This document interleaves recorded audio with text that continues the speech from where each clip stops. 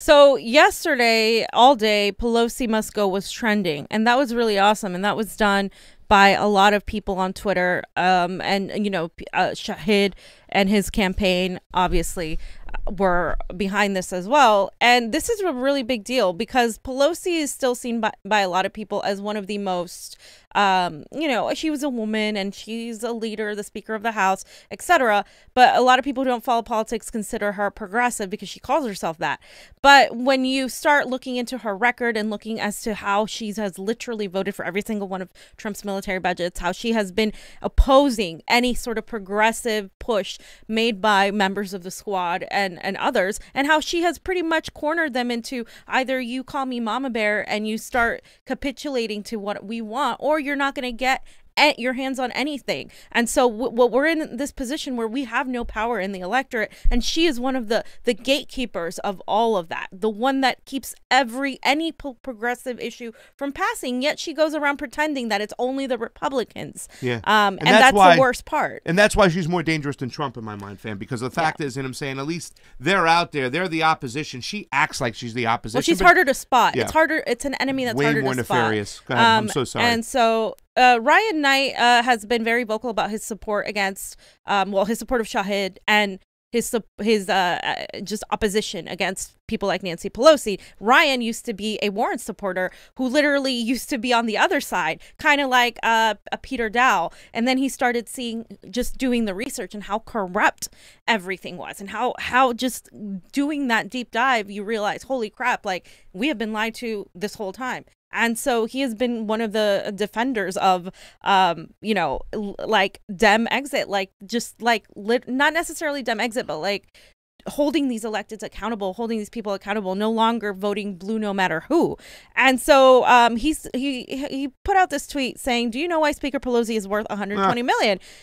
Corruption. She used her position of power not to advance the people's interests, but to advance her financial interests and her corporate donors' interests. Vote for Shahid for change. Pelosi must go. So let's play this little video quickly. On the market, they can be incredibly lucrative and hard to get. If you were a senator, Steve, and I gave you $10,000 cash, one or both of us is probably going to go to jail.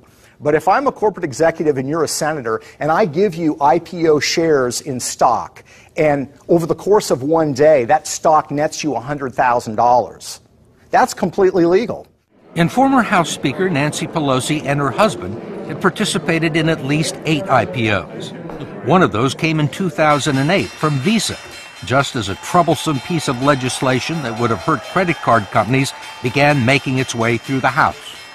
Undisturbed by a potential conflict of interest, the Pelosis purchased 5,000 shares of Visa at the initial price of $44. 2 days later, it was trading at $64. The credit card legislation never made it to the floor of the House. Congresswoman Pelosi also declined our request for an interview, but agreed to call on us if we attended a news conference. Madam Leader, I wanted to ask you why you and your husband, back in March of 2008, accepted and participated in a very large IPO deal from Visa. At a time there was major legislation affecting the credit card companies making its way through the House. And did you consider that to be a conflict of interest? I don't know what your point is of your question. Is there some point that you want to make with that? Well, I guess what I'm asking is, do you think it's all right for a speaker to accept a very preferential and favorable stock deal? Well, we didn't. And you participated in the IPO. Well, I have many and at the time you were investments, Speaker of the House. You don't think it was a conflict of interest or had the appearance of a conflict of interest? It only has the appearance if you decide that you're going to have elaborate on a false premise. But it's not true, and that's that. I don't understand what part's not true. Yes, sir. That I would act upon an investment. Yes, sir. Congresswoman Pelosi pointed out that the tough credit card legislation eventually passed, but it was 2 years later and was initiated in the Senate. I will hold my record in terms of fighting the credit card companies as a Speaker of the House or... You know, fam, do you know what an IPO stands for? Because I used to work for, this is my little time with this. It's initial public offering. It's when a stock goes official on the board, the big board, which is the New York Stock Exchange, or if it goes NASDAQ, either one. So there's a lot of nefarious things that take place with these IPOs. They even have a term called IPO whores, or people who go in, swoop, buy IPOs because they have inside information and they know that IPO is going to shoot up, make a ton of money, and then get rid of it and dump it off. It's just one of those tricks of the trade that they're doing right now out there. So, yeah, I mean, it's disgusting that she's able to do this stuff and get away from it. Nobody's brought this information to light. They're all right there. I'm not seeing it. So, the fact that she's playing these games, pretty disgusting in my mind. So, fam, if you want to go ahead and read what Shahid said. U.S. candidate Shahid Buttar for Congress, U.S. candidate CA12, corruption reveals itself in many ways, abandoning affordable housing despite a housing crisis. She's been nowhere, deferring to farmer and insurance industries during the pandemic. Remember, she wants to lift up Cobra, embracing military expansion while thousands lack home. $740 billion military-industrial complex is going to get a nice check coming down the pipe. And she's been nothing there to do it. In fact, she's been feeding the fire, helping Trump while claiming to resist him. Everything that Donald Trump wants, she makes sure it gets passed. So it's all theater, fam. Exactly. It's all theater, and like just like it was theater when she was talking about the credit card companies and her opposition to it when she benefited from it. Yeah, she has been benefiting from it. By the way, Congress people get paid less than $200,000 a year for their service, for their job, for doing their job. How does a woman like that become so rich that she is worth hundreds of millions of dollars? That's exactly what you guys should look at. Like, you just don't become rich like that unless you're taking that money. FDR said the only way to become rich in politics is to be corrupt, and she's been corrupt. You know, Feinstein, another one, W. Wasserman Schultz. Another one. And just a reminder, I'm not going to get into it, but Nancy Pelosi's nephew is Gavin Newsom. Oh. This is one of the reasons why I will never trust that guy. Not going to get into it, just mention it. Yeah. So Jen Perlman for Congress, who is another important race, just like Shahid's, is said, hashtag Pelosi must go because we can't wait any longer for big structural change. That's one of the things that Nancy Pelosi has said, but also one of the things that was behind Elizabeth Warren's campaign, big structurals. And she says it needs to happen yesterday. She's proud to support Shahid for change. Of course, this is in California's District 12. This is San Francisco. It's an area that is very, very wealthy. This is why it's an uphill battle with someone like Shahid. But San Francisco is also home to one of the most gentrified and just economically burdened cities. There's a lot of homeless people. They have a lot of the issues we have here and a housing crisis as well. It's bad. Remember when we went up there, ladies and gentlemen? We were up there covering the convention. It's actually where we met Cornel West, and fam had some Chinese food with Bernie Sanders. But man, it was just you did. That's where you saw him. You saw him, and Fiorella just picked this restaurant. We're going here. Like she vetoed everybody. Everybody's like, all right, when Fee picks a restaurant, he doesn't believe that I'm semi-psychic, but he doesn't believe me. They go to that restaurant, and Bernie Sanders comes walking in, and they're all talking while me and Johnny are sweating and covering Miria Estrada getting destroyed. I hadn't had food for like 10 hours. I know. And everybody was hangry. No, I wanted to go cover that, and you went to eat. I made a sandwich. We had big sandwiches on the way up, but we went and covered. It was crazy and stuff when that happened. But that's when we met him, and we were in San Francisco. And her district is one of the most poorest districts. It has the biggest inequality. Yeah. People can't even live in San Francisco. Poorest. I mean, it's just disgusting. There was homeless people everywhere. It was a sad state of affairs, and that's Nancy Pelosi for you. She's making millions. And so there was this little video put out by this woman named Marie Fonseca, and it said hashtag Pelosi must go. Everyone needs to listen to Cornel West and please support Shahid for change. Okay, so this was from Uphill Media originally. Yep. And let's just play this little video. Yeah, I'm standing here with my dear brother Shahid, and he's a truth teller, absolutely, and he's trying to make sure that corporate wing of the Democratic Party can be transformed in the name of everyday people. Yeah. Okay, so listen to Cornel.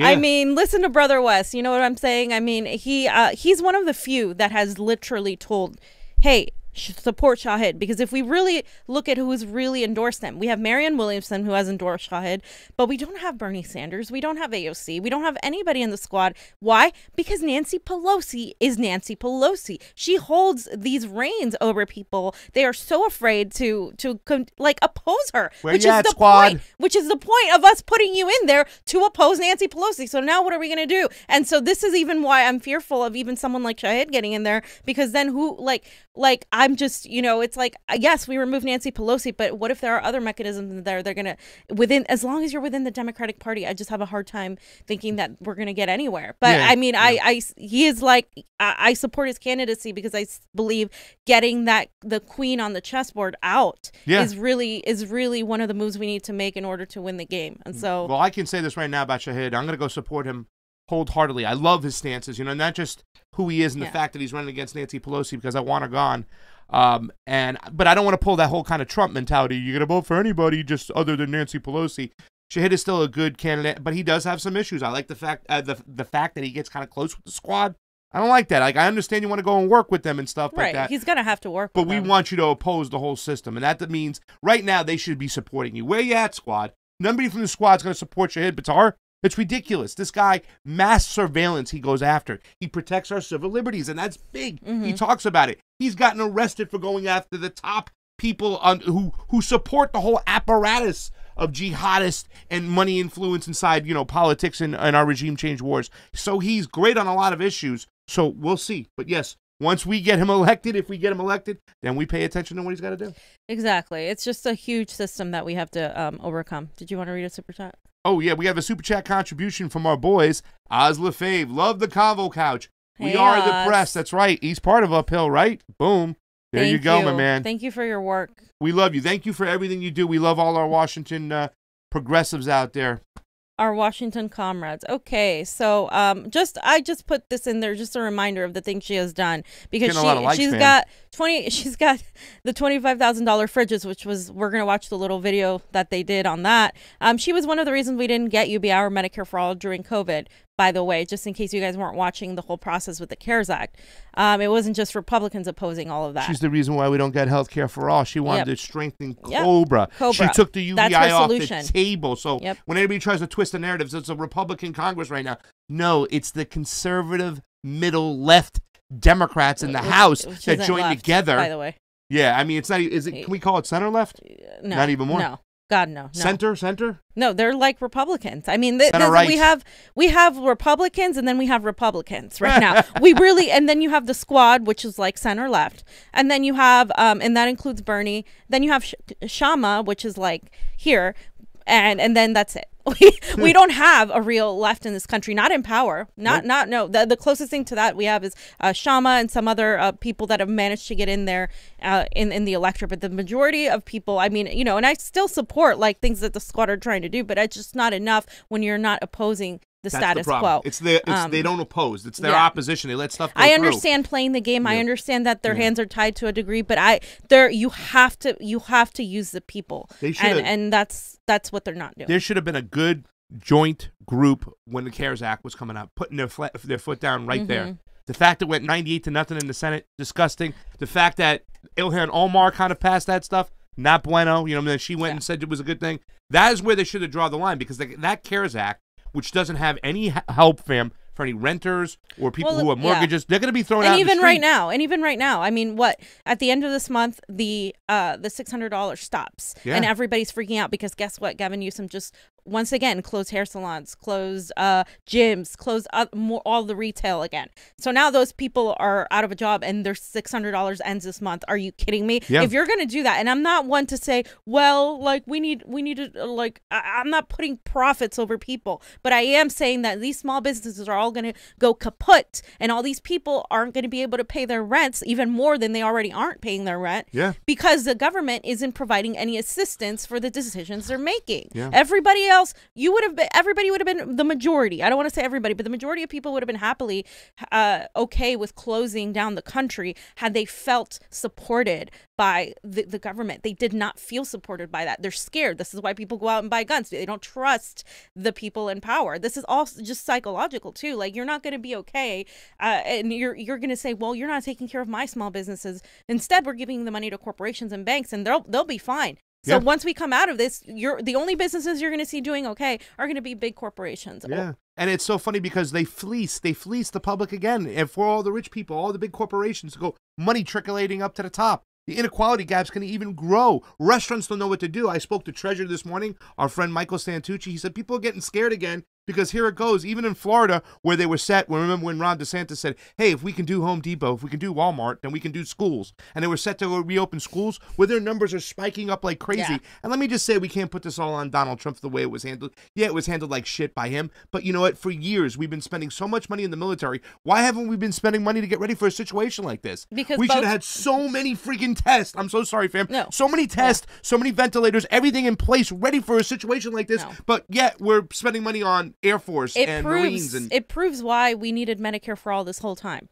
This is why. Because we would have been able to give everybody testing. We would have been able to put people in the hospital. Now you have an added economic issue on top of a health crisis. So now you have these two big things happening, and you have a government that's mismanaging, both the Democrats and the Republicans. They're both all in agreement when it comes to the military budgets. This is what I pointed out on Nancy Pelosi is she's voted for all of Trump's military budget. She stopped everything progressive from coming through. That is something we can't forget. So everybody, one of the biggest things we should be doing right now is trying to get people like Shahid to win, because Nancy Pelosi is one of the biggest people that we need to remove from office. Fam, the next video we have it over here, little clip. We know about this van very well, right? Yeah. So this is van, shout out to David Crow and the Bernie van, which was turned into the Shahid van now. He's helping out over there. They're doing a great job. So they had this little video. Let's take a look. Nancy won't debate. She won't. All right, for real this time. It's time for the main event. Our town hall social distancing debate with Shahid Buttar and Nancy Pelosi. Now, it seems that one of our debaters hasn't come to our event today, which is very unfortunate. And, we would have really liked to see her. I do have, there's one thing that we might be able to get her to come out with. I thought this might happen, so I brought some chocolate Haagen-Dazs.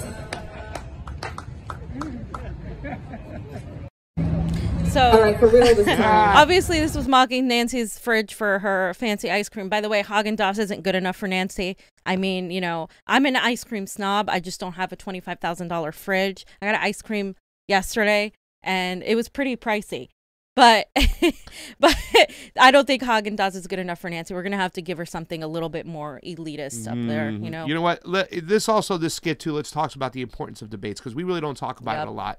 When Nixon and Kennedy ran for president against each other, they got into a bus and they did a debate tour around the country, okay? Why? Because debate is the most important thing. If you don't debate, and that's the whole Democratic Party's plan. Johnny, remember the time we went to go cover the Kenneth Mejia debate and whatnot against Jimmy Gomez? They don't show. No. What they do is they try to keep their opponents silent. They don't want any news to come out about Shahid. And they sure don't want you to know any differences between the two. And that's what a debate will do. It will separate these candidates by their differences. Nancy has no chance. So what do? They hide. Have you heard anything about Shahid on MSNBC or CNN?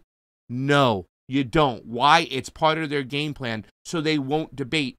Back in 2016, we forced Debbie Wasserman Schultz to come out and debate, at least one debate against Tim Canova. We hashtag Debbie won't debate, Debbie's hiding, all this other stuff. So hopefully we can force Pelosi to come out in a debate, because if we bring enough attention to it, we shine enough light on it, she's going to have no choice but to come out and debate because she'll start sinking in the polls. And they don't debate. People like Nancy Pelosi don't debate other Democrats because they can't talk about policy because their policy is Republican. So if Nancy's going to go debate Shahid, she's going to look like a Republican next to him, and she can't have that. And so what she did before a while ago was she did a whole video talking about how Republicans are opposing me, blah, blah, blah. But she meant Shahid because she wasn't running against a Republican. She's running against him as a Democrat. But they will turn it around and say Republicans.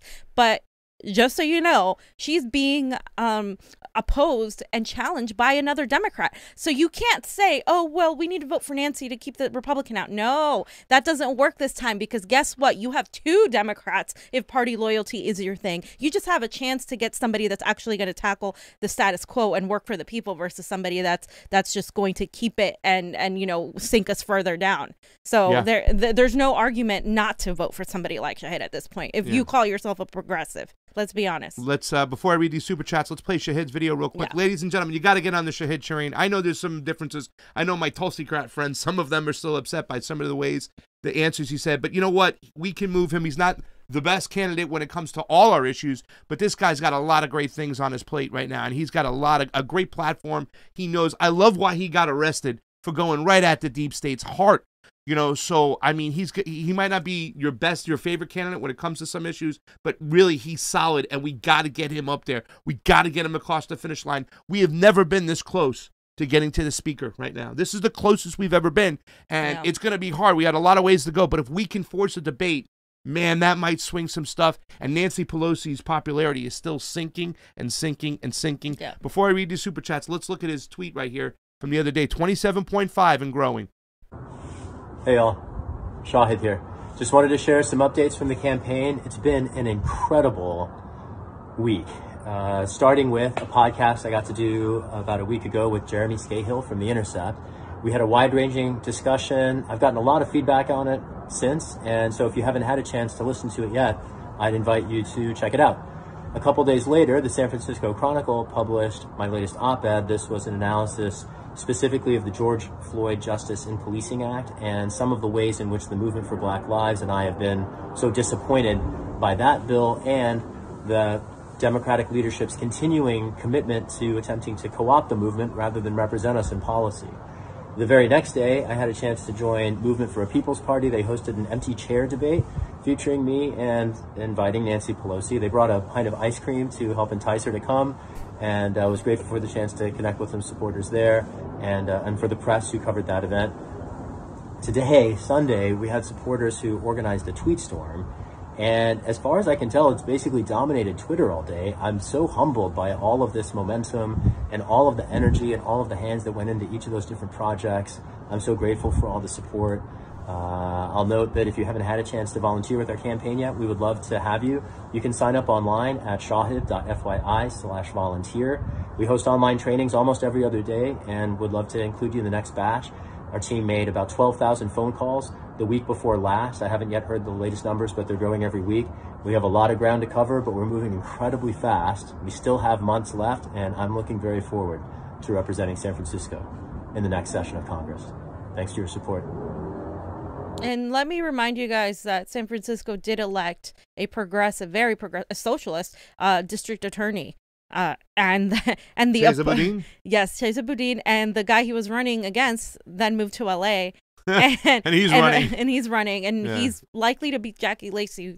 He's better than Jackie Lacey. I have my reservations on his record. So I don't think so because he's not progressive enough to get people excited. Black Lives Matter hasn't even mentioned him in the rallies. He's got the most chance anybody has had thus far. But you know what? It was very close. He just edged out Rachel Rossi, and Rachel Rossi got a lot of grassroots support. She did because she was a what is she? Her position. She was a public defender. Thank you. She was a public defender running for that position, and that is unheard of.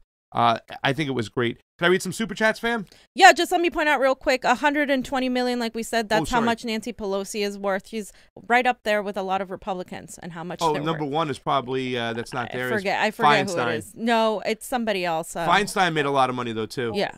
This is... Paul Ryan. Yeah, he's no longer there, but he got a lot of money. Okay.